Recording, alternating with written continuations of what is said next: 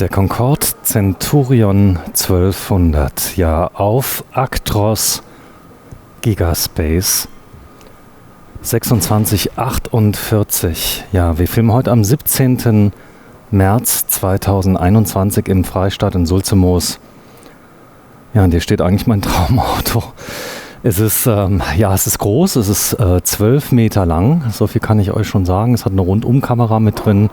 Es hat einen großen Slide-Out, 2 riesige Hörner. Er hat Spiegel und elektronische Spiegel natürlich mit drin, wie in allen neuen Mercedes-Benz Actros eingebaut. Und er ist riesig. Also ich kriege ihn gerade mal hier drauf und wir können gleich einen Blick nochmal in die Garage werfen, denn das ganze Fahrzeug hat natürlich auch nochmal einen Platz für einen PKW hinten drin. Wir werden uns innen umschauen und uns das Auto mal wirklich auf Herz und Nieren mal begutachten und ansehen. Also hier ist die Seilwinde zum Reinziehen des Fahrzeuges und wenn man nochmal hier reinguckt, dann sieht man ungefähr, mit welchen Größenverhältnissen wir es zu tun haben. Das heißt, das ist allein der Kofferraum und die Länge des Kofferraums ca. 5 Meter Länge, können auch 5,50 Meter sein und das Ganze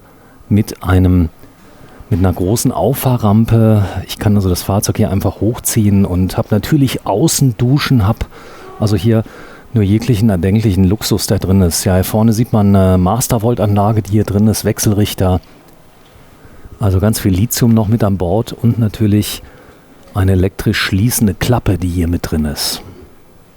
Ich zeige euch mal so kleine Details, wie hier die Verarbeitung der Auffahrrampen, also vom Feinsten.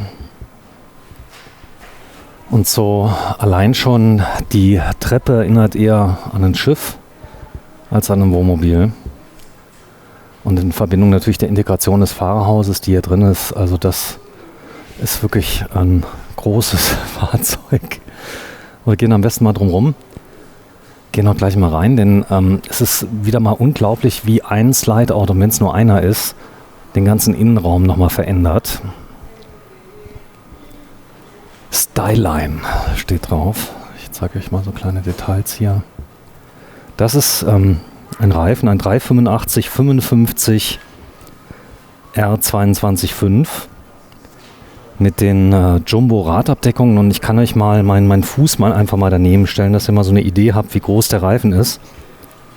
Also ein richtiger LKW-Reifen hier drunter. 2648, der Actros International Truck of the Year 2020. Oben extra Spiegel, dass ich natürlich die toten Winkel nochmal wegkriege. Einmal hier und einmal an der Seite. Und die elektronischen Außenspiegel, die neuen, die sehen dann so aus. Also das sind die man jetzt immer öfter auch auf der Autobahn sieht. Ja, ich bin schon ganz gespannt. So sieht das Fahrzeug von vorne aus. Oben nochmal 4 große Fernlichtlampen, die drauf sind. Gigaspace steht drauf von Actros. Und die Farbe natürlich genau in der Farbe lackiert wie der Rest vom Wohnmobil. Also schon ziemlich schick. Cool. So, Rundumkamera hier drin. Die Assistenzsysteme hier deutlich zu erkennen, Kamera geführt. Hier habe ich dann auch noch ein Trittbrett. Hier kann ich mich festhalten jeweils. Und das ist die Trittstufe, falls ich mal was reinigen muss. Und so weiter. So, gucken wir uns das Ganze mal an. Boah, allein die Reifen hier, das ist schon beeindruckend. Ja, das ist das Slide-Out. Sieht so wenig aus, also nur so ein kleines Stück, aber wenn wir reinkommen, ich meine, das Fahrzeug hat schon 2,50 Meter Breite, aber das sind noch circa 60 Zentimeter, die er nochmal rausfährt. Er hat eine kleine Beleuchtung mit drin, dass man auch nicht gegenrennt oder gegenfährt. Und das erweitert dann den Wohnraum nochmal deutlich. Das können wir uns ja gleich mal angucken, aber wir können gleich nochmal den Doppelboden sehen. Da ist natürlich ein Dunstabzug, ist mit dabei und noch einige andere Features, die absolut sehenswert sind. Das Ganze ist nochmal verdeckt. Das heißt also überall dort, wo ein schwarzer Punkt ist, da kann ich dann auch was öffnen. Wir können mal aus Spaß einfach mal so eine Klappe öffnen, die hier drauf ist. Das klickt dann einfach so. Das ist zum Beispiel der Doppelboden, der mit drin ist. Richtige Haushaltsverrohrung hier mit drin. Und ein Mastervolt Easy Charge. Hier ist nochmal ein Luftdruckkompressor. Kurz mal hier hochheben.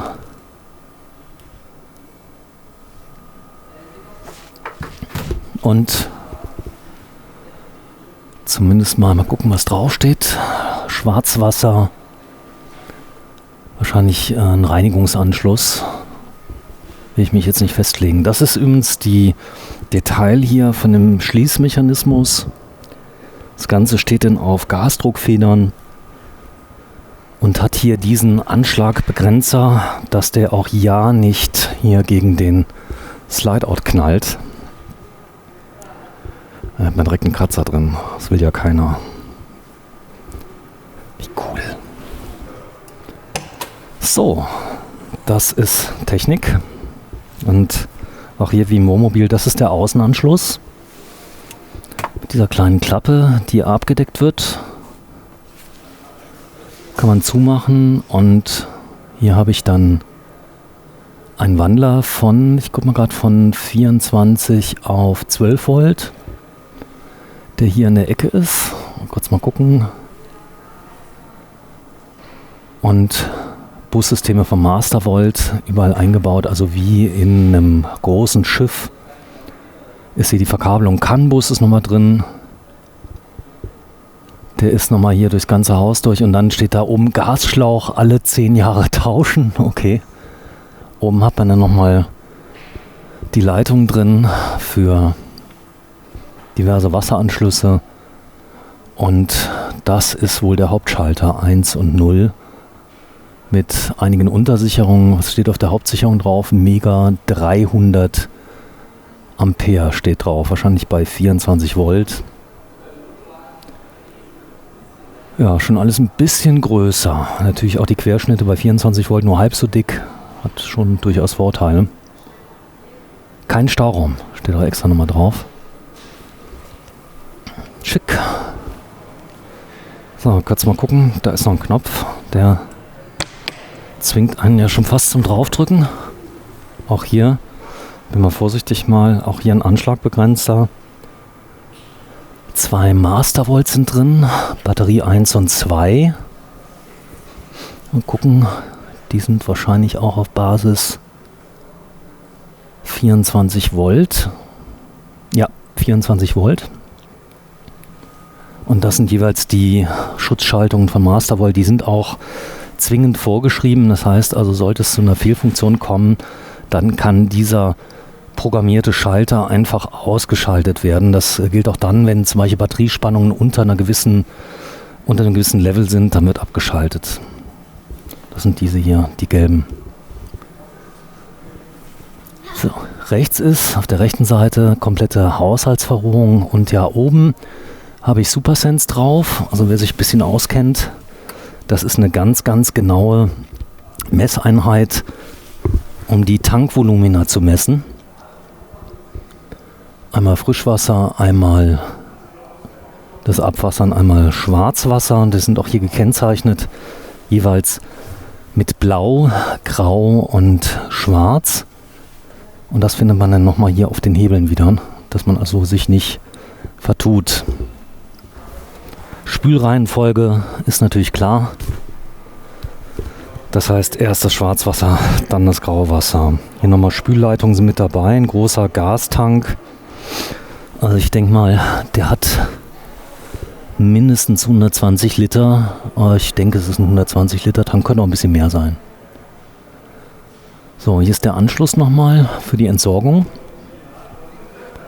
Also alles ein bisschen größer wie das, was ich kenne. Allein schon hier die Öffnung natürlich von den Klappen, die ist schon gigantisch groß. Also das hat es in sich.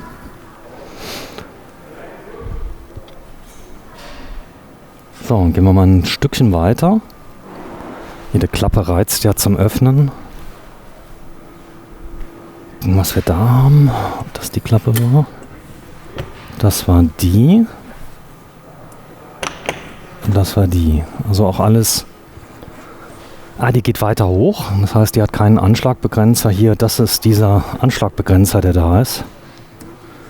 Und der fehlt hier. Deswegen öffnet die Klappe dann ein bisschen weiter, dass der Slideout dann nicht beschädigt wird. Ja, das nenne ich ja mal eine Alde. Eine 3020, kompakt mal von der Seite. Die langt auch, meines Erachtens, wenn es ordentlich isoliert ist, natürlich für das Fahrzeug. Und eine Druckwasserpumpe hier mit dabei. Und hier alles schön beschriftet. Also eine Heizungsverrohrung, Fahrerhaus, Garage, Wohnen, Schlafen, Bad. Also all das hat man hier. Und das ist der Boilerablass. Ja, Temperatur ist regelbar. Hier unten nochmal. Im Vorlauf. Und eine Lilly Sureflow hier drin. Eine Druckwasserpumpe. Also das ist auch wie im handelsüblichen Liner, allerdings auch das hier alles bisschen größer, bisschen gigantischer. Gigaspace heißt er ja auch. Also ich gehe mal kurz hier rein, gucken wir mal in das nächste. Wie Weihnachten. Das war, lass mal gucken. Könnte die Klappe hier sein. Ja, ist er auch. Hallo. Und das ist der Einblick in nochmal die Garage. Jetzt kann ich mal richtig hier reingucken. Und da habe ich natürlich Platz für ein großes Auto und cool. Hier bei Erstbetriebnahme muss der Endabschalter auf dem PKW eingestellt werden. Ich glaube, das macht Sinn. Nicht, dass er den ein bisschen zu weit einzieht. Und hier habe ich dann überall nochmal Zugang. Hier ist sogar noch eine Außendusche mit drin. Also die habe ich dann hier. Und hier ist dann das ganze Zubehör, was so mitkommt. Wie zum Beispiel Schläuche, Auffahrkeile, auch die ein bisschen größer dort hinten. Und die Öffnung dann hier vorne sieht man es eigentlich ganz gut. Das ist hydraulisch gelöst. Ja, ich denke mal, bei der Klappe muss das auch notwendig sein. Und hier ist die Fernbedienung zum Öffnen und Schließen der Klappe. Ja, das Ganze mit, gucke ich mal gerade, ist zumindest mal ein Schlitten da hinein, aber ich glaube, man fährt ihn hoch. Also es ist nicht keine Plattform, wo ich ihn drauf fahre, dann anschließend habe, sondern man fährt ihn hoch. So, hier vorne sind noch Rohre. Die sind wahrscheinlich Geländer wahrscheinlich für den Einstieg. Aber da kann ich jetzt nur mutmaßen, was das genau ist. Mal kurz mal schauen, ob ich hier reinkomme. Ne, da kommt jetzt nichts. Ich kriege hier noch was auf. Ja, da geht auch noch was auf. Und da ist nochmal der Einblick in den Kofferraum hier mit rein. Außendusche und. Damit ich das Fahrzeug dann auch von der Seite verzurren kann, ordnungsgemäß. So sieht's aus. Ja, Jumbo, Radabdeckungen. Was anderes kommt auch gar nicht in Frage. Hinten drauf ist Michelin X Energy. Gut, so weit mal von der Seite. Ich zeige ihn mal komplett. Krass. Und schön ist auch das durchgehende Band aus Echtglas, was also wirklich sehr beeindruckend ist. Und das kann ich gar nicht sagen. Hier drunter ist übrigens noch so ein kleines Detail. Jetzt muss ich mal mutmaßen, was es sein könnte. Aber es ist ein Druckluftspeicher oder nee, das ist der Tank. Bestimmt nochmal ein Dieseltank drunter, der sich hier befindet. Ich habe drinnen die technischen Daten, kann man gleich mal reingucken. Also wir gehen ja gleich mal rein. So, das ist das Führerhaus. Ja, heute 17. März 2021 beim Freistart in Sulzemoos der Gigaspace von Mercedes-Benz. So, mal kurz schauen, geht das hier auf? Ne, machen wir mal die Tür mal ganz leicht an. Die ist auf. Und das ist der Durchblick dann nach hinten. Einmal quer durchladen bitte. Und hier so ein kleines Detail, wie zum Beispiel hier der Boden. Das ist natürlich hier, wenn man nicht auf Gewicht achten muss, ist das natürlich sehr schön. Im Centurion 1200 GST heißt der. Also 1200 GST Centurion von Concorde. Ja, die Treppe. Schiffsoptik. Mit, ist das hier ein Licht? Ja, mit Beleuchtung, nein. Hier vorne kommen die Rohre rein. Das heißt also, diese Rohre, die wir dann gesehen haben hinten, das ist ein Handlauf, der dann einfach ergänzt werden kann. Der kommt dann hier rein. Und hier noch eine Klappe. Gucken, was die kann.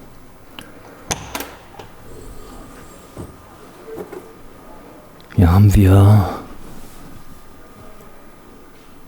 noch einen FI-Schalter noch mit drin.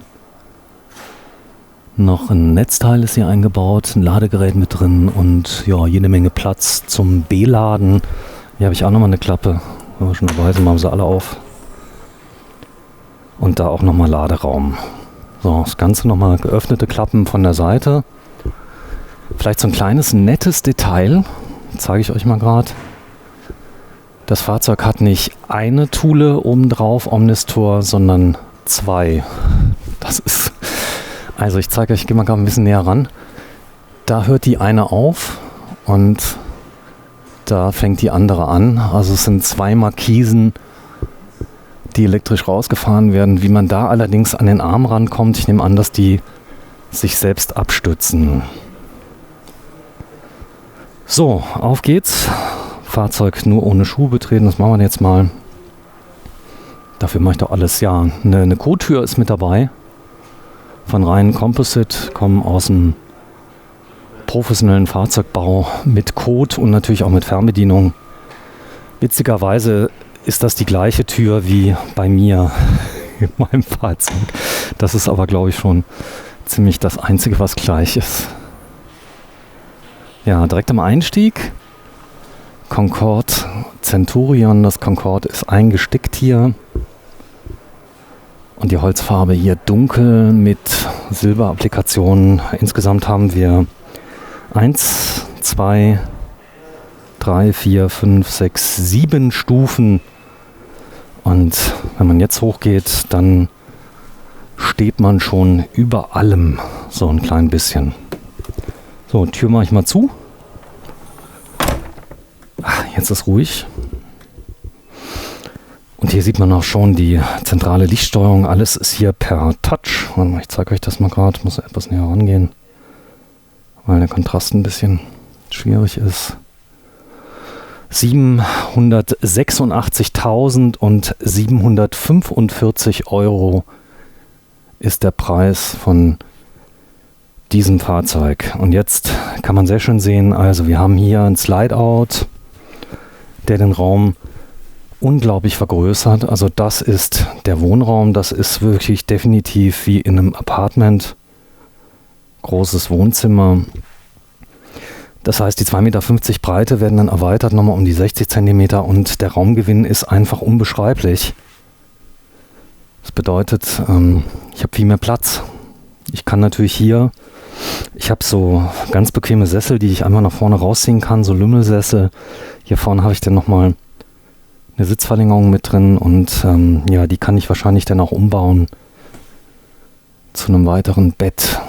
So, und das ist der Bereich Anschluss zum Fahrerhaus.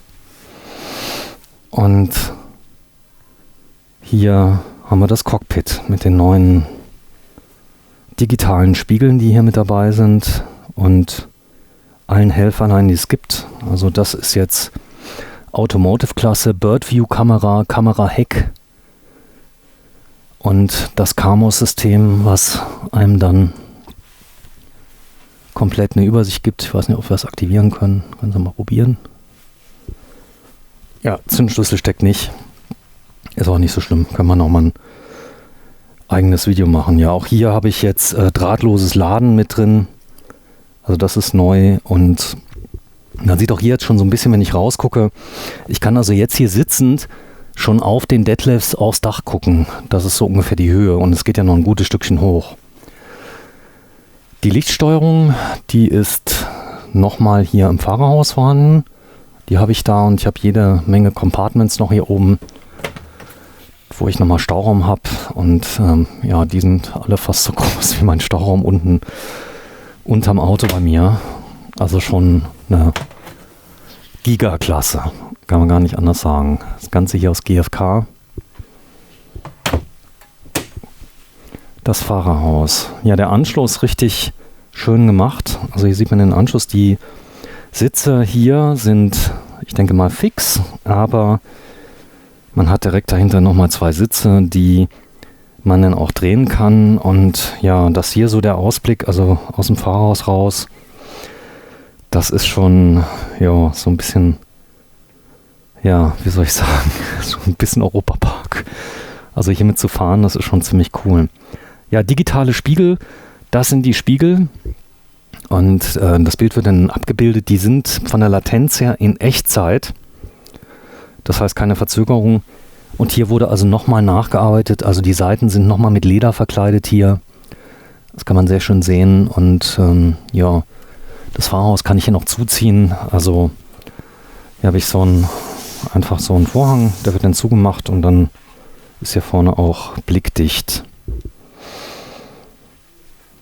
So, das könnte ein EU-Kontrollgerät sein, oder will ich mich jetzt auch nicht festlegen. Und ja, diverse Schalterchen.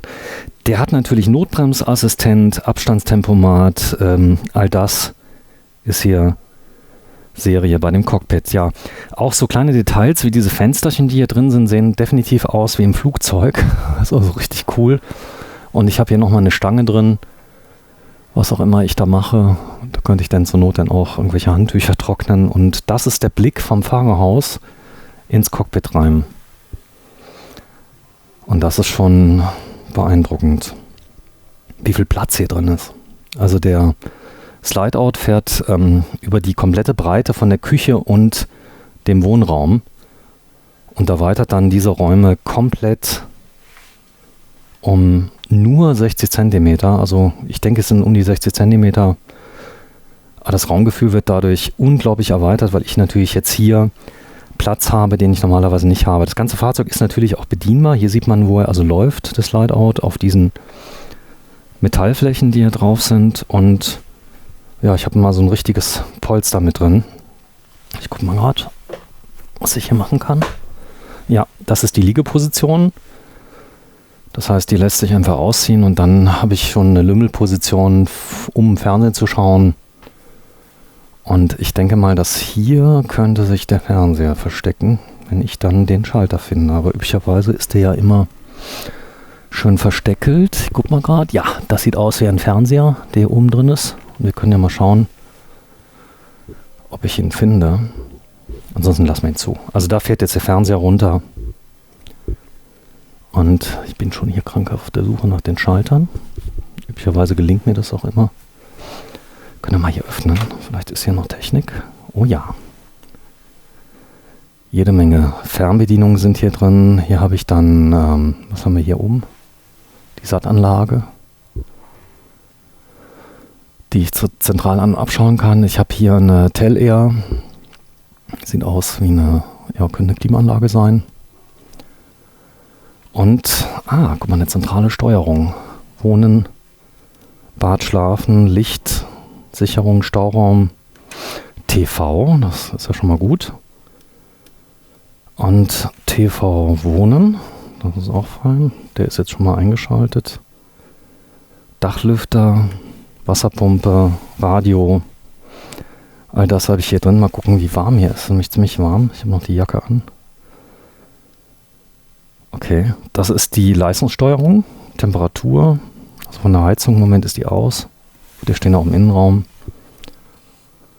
Und ja, jetzt würde ich ja schon mal gerne wissen, wie wir den Fernseher rausmachen. Such. Jetzt sind bestimmt alle von Concorde, die mir zuschauen, die wollen mir jetzt schon sagen, geh nach rechts, geh nach links und so weiter. Ich komme da vielleicht noch auf die Schliche, wenn wir das Ding rauskriegen. Ja, tatsächlich für das ganze Fahrzeug eine alte, die hier drin ist. Eine 3020 und sieht man mal wieder, also das Ganze langt dann auch. Und die Heizung ist zentral abgeschaltet, das ist natürlich auch interessant. Ich habe zusätzlich nochmal eine Dieselheizung eingebaut. Hier ist die Mastervolt-Anlage mit drin, die ich dann starten kann und ja, ziemlich cool. So, 27,03 Volt, der Akku ist 100% geladen, das ist vom Feinsten.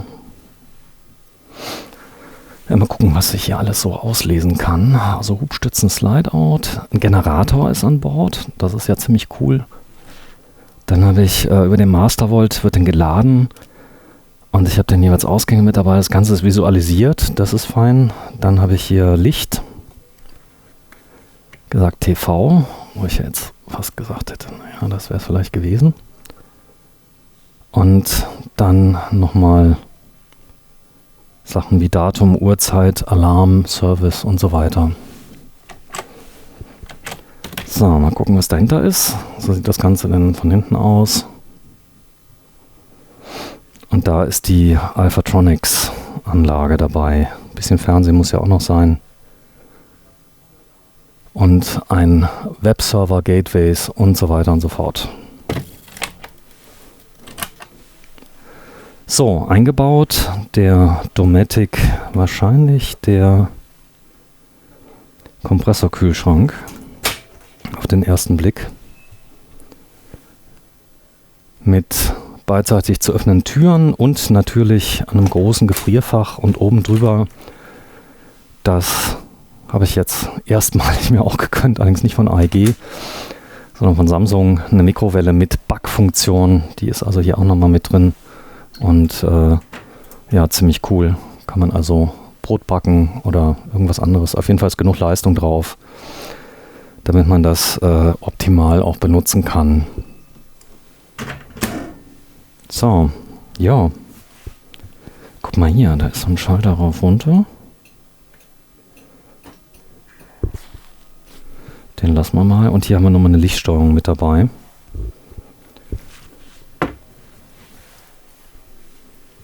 Und da ist dann nochmal Schlüssel. Hier kann ich den nochmal abschließen. Und das ist übrigens die Steuerung für die Tür. So mache ich zu.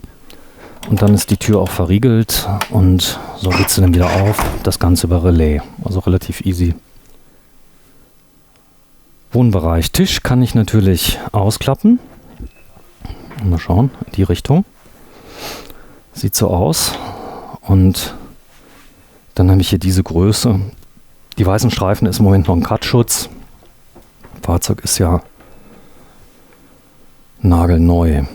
So, gucken wir mal ein bisschen hier, was es hier so noch gibt.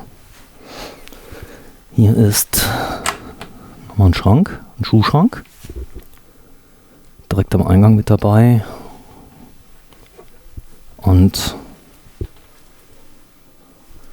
das hier könnten Apothekerschränke sein. Jawohl. Auch die in gigantischer Größe, gleich 2 Stück hintereinander. Interessant, wie die das Auto hier reingefahren haben in die Halle. Das ist wahrscheinlich auch Zentimeterarbeit. Übrigens alles hier oben ist der Klimaauslass. Das heißt, wir haben eine zentrale Klimaanlage, also keine Aufbauklimaanlage oder sowas. Und der Auslass ist dann zentral hier drin. Große Schubfächer, davon habe ich 4 Stück an der Zahl. Das mit dem Silberstreifen, das sieht natürlich gut aus. Müsste ich mir fast nochmal drauf machen. Und hier sieht man, das ist übrigens die Breite vom Slideout. Das heißt also, dieses Element hier ist feststehend. Und das ist der Platz, den wir gewonnen haben. Und hier nochmal die Rollen, wo der Slideout fährt. Hier auf der Seite, also dieser Raum hier, dieser Gap hier, dieser Abschnitt hier, das ist der, den wir gewonnen haben durch den Slideout. Fahrzeug ist natürlich auch voll benutzbar mit eingefahrenem Slideout. Also schwarz sieht auch schick aus. Ja, von Solgas habe ich hier ein Ceran-Kochfeld, das ja auch ziemlich cool ist, mit direkter Absaugung. Das ist also auch ein nettes Detail. Der Dunstabzug ist hier im Kochfeld eingebaut und Den kann ich dann ganz einfach aktivieren, indem ich drauf drücke und da wird er sofort abgesogen. Mir ist auch aufgefallen, ich habe schon gesehen, da ist ein Auslass an der Außenseite drauf und da wird dann nach außen abgeführt. 3 Steckdosen. Ich zeige euch mal gerade die Fläche komplett, dass wir die mal sehen. Das ist dann der Küchenblock, direkt angeschlossen dann ans kleine Wohnzimmer, was hier mit dabei ist. Dann ist hier nochmal ein Dunstabzug. Er ist hier oben drüber mit Beleuchtung. Und gucken, ob ich hier noch ein bisschen Platz habe. Ein bisschen Platz ist noch drin und das ist der Ausgang, was wir draußen gesehen haben, an das Lüftungsrohr nach draußen. Gucken, ob hier noch was geht. Ja, da ist noch ein kleines Staufach drin. Und ja, dann geht dann die Staufach-Orgie los. Mit wirklich viel Platz. Das Ganze ist durchgehend, selbst einziehend natürlich. Ein richtig tolles Fahrzeug. Ja, wir gucken mal hier rein, denn ich vermute mal, dass eine Spülmaschine drin ist. Also hier haben wir schon mal ein kleines Besteckfach. Da wird wohl keine Spülmaschine drin sein. Das ist der Mülleimer. Übrigens auch so ein kleines Detail. Hier sieht man sehr schön, wie weit der Mülleimer dann rauskommt, wenn das Ganze ausgefahren ist. Wenn es eingefahren ist, geht es übrigens auch noch. Und hier nochmal ein bisschen Zubehör. Oh ja, eine Arbeitsplattenerweiterung, die ich hier drauf habe. Und hier ist dann nochmal Platz. Bin mal gespannt, ob wir hier... Da ist nochmal ein Auszug drin. Und hier nochmal. Vielleicht habe ich es ja noch nicht entdeckt, die Spülmaschine. Oder es ist tatsächlich keine drin. Das könnte ja wirklich sein. Also hier ist keine. Dann ist schon zweimal keine. Passt. So, also das ist der Wohnbereich. Hier ist die Stereoanlage mit drin. Hier hat man noch so ein Alpine-Radio. Damit kann ich dann Audio noch ein bisschen produzieren und wahrscheinlich als Verstärker auch für den Fernseher, der eingebaut ist. Oben drüber eine Soundbar. Und ja, ziemlich cool. Also hier das Sofa ist schon richtig gut. Also das ist es. Centurion Actros 1200 GST mit Satellitenanlage, Außendusche, Behälter für Fäkalien am Fahrgestell, Dachklima 2400 Watt, noch eine Dachklima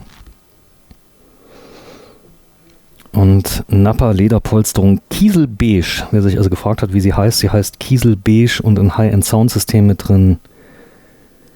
Und 2 Lithium-Batterien, 24 Volt, 10.000 Wattstunden, also 400 Ampere-Stunden sind drin. Bei 24 Volt wohlgemerkt. Also das Ganze ist dann entsprechend leistungsfähig. Und 7 kW Spitzenleistung hat der Wechselrichter und 3,5 kW natürlich Dauerleistung mit Netzmangelausgleich. Wir reden hier um ein Fahrzeug, schlappe 22 Tonnen. 476 PS, 4 eingetragene Sitzplätze, 2 Schlafplätze hier drin und 12 Meter Länge. Die Höhe 3,85 Meter, Breite 2,50 Meter. Ja, die 22 Tonnen habe ich schon erwähnt und das bei einer Anhängelast von nochmal 3 Tonnen. Also es ist wirklich alles dabei, was geht. Dieseltank übrigens 500 Liter. Ich denke mal, der hat so um die 20 Liter wird er wohl nehmen und dann hat man schon eine Reichweite, ja, so sagen wir mal bei 25 wären es 250, wären 2000 Kilometer. Vielleicht nimmt er auch ein bisschen mehr. Will ich mich jetzt nicht festlegen. Aber letztes Mal hatten wir so einen Actros, habe ich mal gehört, bei einer Wohnmobilbasis, da war das Wohnmobil eigentlich ein bisschen leichter. Ich glaube, das waren so 17 Tonnen und der hatte 17 Liter auf 100 Kilometer verbraucht. Das Ganze natürlich auch mit AdBlue. Ja, das ist die Toilette. Eine Festtanktoilette hier eingebaut. Und ja, das ist ähnlich wie in den Fahrzeugen, die ich kenne. Von Dometic. Und eine Soganlage ist hier noch verbaut. Das heißt also, die üblen Gerüche werden zusätzlich nochmal abgesogen. Fängt jetzt schon an. Damit auch ja nichts riecht. So, Spiegel. Schränke mit dabei. Können hier mal öffnen. Mit viel Platz und überall Spiegel, sodass ich mich auch von der Seite sehen kann. Und dann hat man hier nochmal ein großes Waschbecken mit nochmal Zahnputzbechern. Das ist süß. Ich glaube, das ist in jedem drin. Und ja, der Möglichkeit von hier oben nach unten runter zu schauen, da geht es schon ganz schön tief runter. Ich denke mal, hier die Höhe sind bestimmt so, naja, so 2,50. Und das ist das Bad. Ich zeige euch mal gerade das nochmal komplett in der Gesamtzusammensicht. Und da stehe ich. So, und Thule. Deckenventilator hier eingebaut. 2 Klimaanlagen haben wir schon mal gesagt. Eine große Dusche. Können wir uns ja mal anschauen. Mit Regendusche hier oben. Eine Handbrause, die ist mit dabei. Und die Regendusche ist natürlich genau zentral hier über den Auslass. Und das hier fühlt sich schon so an, als wäre es... Ne, es ist auf jeden Fall ein Kunststoff, der aber aussieht wie Marmor. Und natürlich in so einem großen, tollen Fahrzeug darf auch eins nicht fehlen, das ist ein großer Kleiderschrank, der wie zu Hause jetzt hier ist. Und ein nettes Detail hier ist, das Bett ist quer eingebaut. Das schafft natürlich nochmal ein bisschen mehr Platz. Hier habe ich eine Tür, die kann ich also einfach schließen und kann dann mich komplett rund übrigens, Tür ist rund, kann mich dann rund separieren von allem, was ich habe. Und wenn ich also hier jetzt stehe, auch hier habe ich die Möglichkeit, die Tür einfach zu schließen. Die ist jetzt im Moment offen. Hier, das ist übrigens die Fixierung. Wenn man hier hochklappt, ist sie fixiert. Wenn ich hier runterklappe, dann kann ich einfach schließen. So, mach die zu. Habe hier also nochmal einen mannshohen Spiegel, der hier da ist. Ja, machen wir mal auf. Und hier nochmal der Blick in den Raum.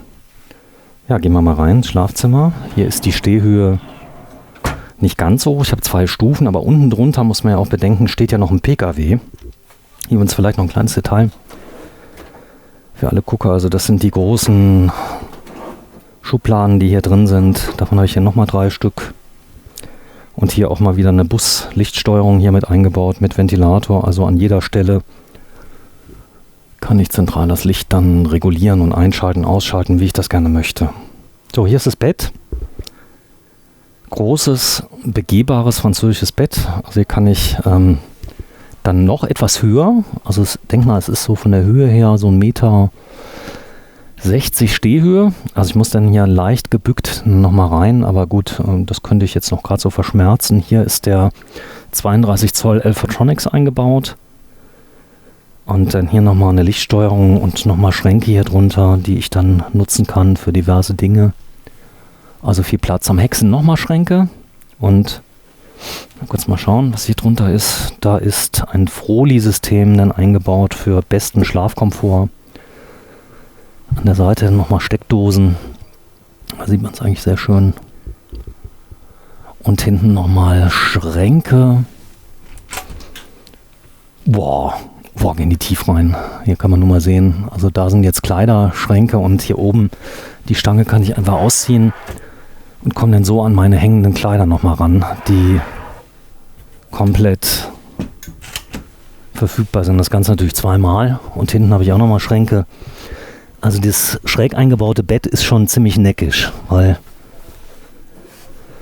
man dann nämlich von einer Richtung immer schön rausgucken kann. Also je nachdem, wo das Fahrzeug steht, gucke ich dann vom Bett aus direkt aufs Meer oder auf die Berge oder auf den Motorsport.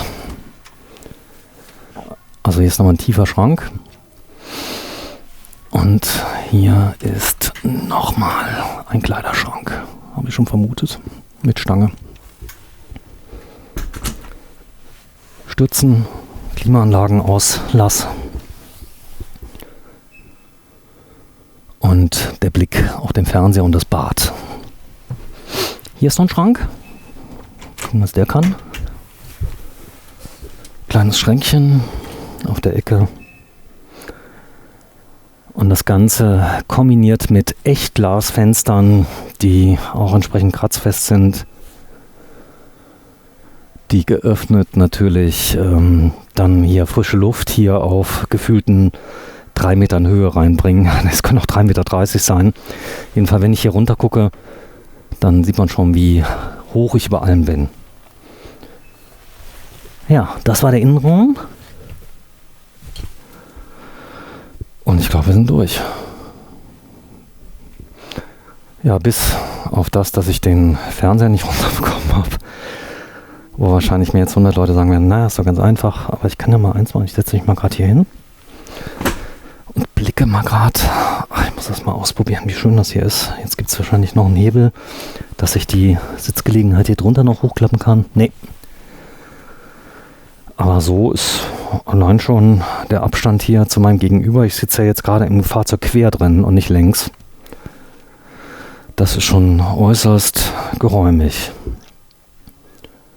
Ja, dem neuen Besitzer wünsche ich denn... guck mal. Man muss nur lang genug gucken.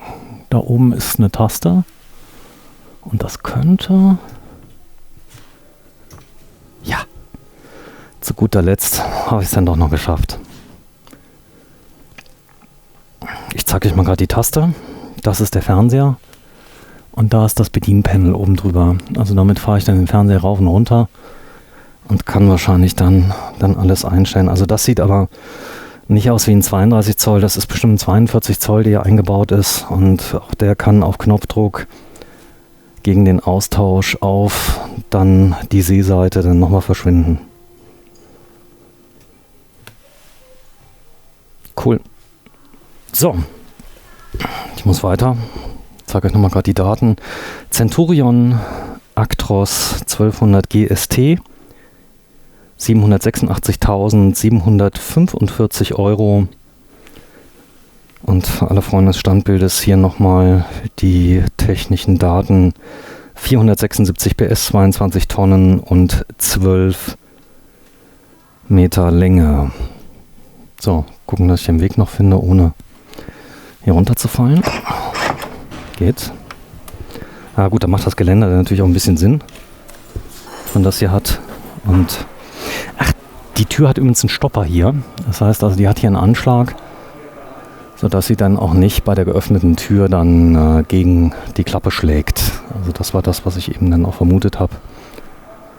Auch hier wurde mitgedacht. So, ich zeige euch jetzt nochmal komplett mit der geöffneten Tür.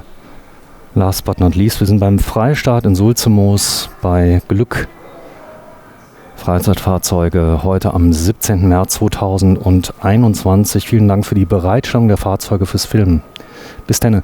Ja, wenn euch der Film gefallen hat, lasst uns bitte ein Abo da. Das ist kostenlos auf dem Kanal. Ihr könnt dann auch die Glocke anmachen und dann, dann kriegt ihr automatisch neue Informationen über alle neuen Filme. Und wenn ich ganz ehrlich bin, das wär's doch, oder? Aber allerdings sind so Campingplatzbesitzer bestimmt nicht so ganz glücklich dann mit der Tonnage. Das muss man dann sehen. Vielen Dank fürs Einschalten. Tschüss.